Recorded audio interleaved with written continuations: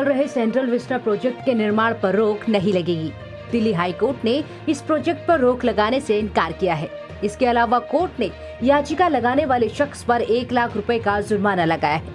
Court ने याचिकाकर्ता की मंशा पर भी सवाल खड़ा किया और कहा कि इस प्रोजेक्ट को जबरन रोकने के लिए याचिका लगाई गई। बता दें कि दिल्ली में लगाए गए लॉकडाउन के बाद याचिकाकर्ता ने ये कहकर याचिका दायर की थी कि अभी दिल्ली में कंस्ट्रक्शन एक्टिविटीज पर पूरी तरह रोक है, तो इस प्रोजेक्ट का काम क्यों नहीं रोका गया। याचिका में कहा गया था कि 500 से ऊपर मजदूर वहां काम कर रहे हैं, इससे वहां कोरोना संक्रमण फैलने का खतरा है। लेकिन आज जब हाई कोर्ट ने ये फैसला सुनाया, तब पहले ही दिल्ली सरकार कंस्ट्रक्शन एक्टिविटीज पर लगी रोक को हटा चुकी है।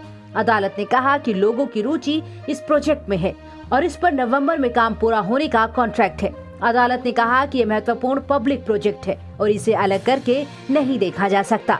ये एक राष्ट्रीय महत्व का प्रोजेक्ट है। अदालत ने कहा कि इस प्रोजेक्ट की वैधानिकता साबित की जा चुकी है और सरकार को नवंबर 2021 तक इस काम को पूरा करना है। कोरोना संक्रमण के सवाल पर अदालत ने कहा कि चूंकि अभी सभी वर्कर निर्माण स्थल पर हैं और सभी कोविड प्रोटोकॉल का पालन किया जा रहा है, इसीलिए इस कोर्ट के पास कोई कारण नहीं कि वो आर्टिकल 226 के तहत मिले शक्तियों का इस्तेमाल करते हुए इस प्रोजेक्ट पर रोक लगा दे। बता दें कि 22 लाख वर्ग फीट भूभाग पर सेंट्रल विस्टा परियोजना के तहत नए संसद भवन और सचिवालय समेत अन्य इमारतों का निर्माण होना है। इस परियोजना पर 20,000 करोड़ रुपए की लागत आने का अनुमान है।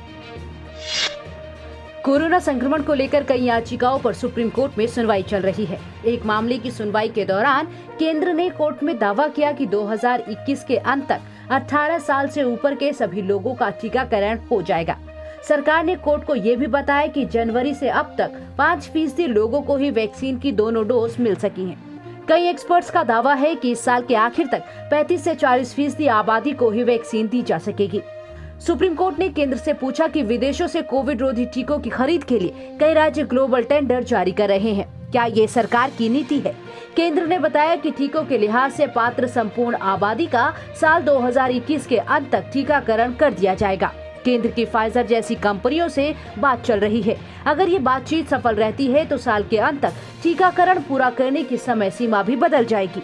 कोर्ट ने टीकाकरण के लिए कोविन ऐप पर अनिवार्य रूप से रजिस्ट्रेशन करवाने पर केंद्र सरकार से सवाल किया और कहा कि ग्रामीण इलाकों के लोगों को इसमें परेशानी आ सकती है।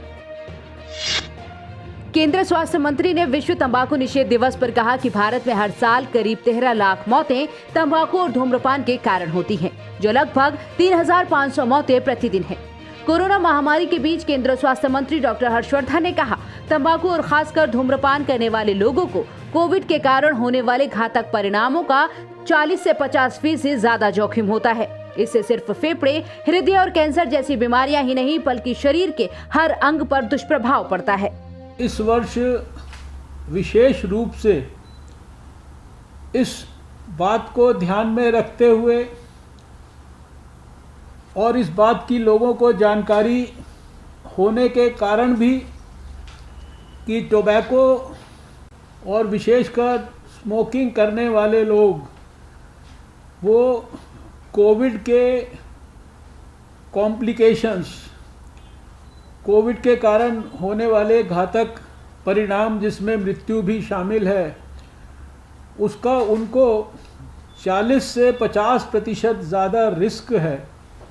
आज दुनिया में लाखों लोग इस बात का संकल्प लेने के लिए मन बना चुके हैं कि उनको तंबाकू का इस्तेमाल और धूम्रपान इसको छोड़ना है, इसकी आदत से परहेज़ करना है।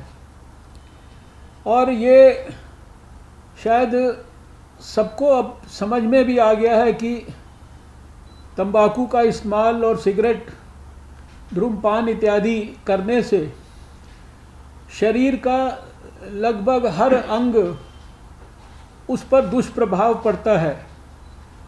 खाली लंग्स, हार्ट या कैंसर जैसी भयानक बीमारियां ही नहीं, अपितु शरीर के हर अंग के ऊपर किसी न किसी रूप में दुष्प्रभाव पड़ता है।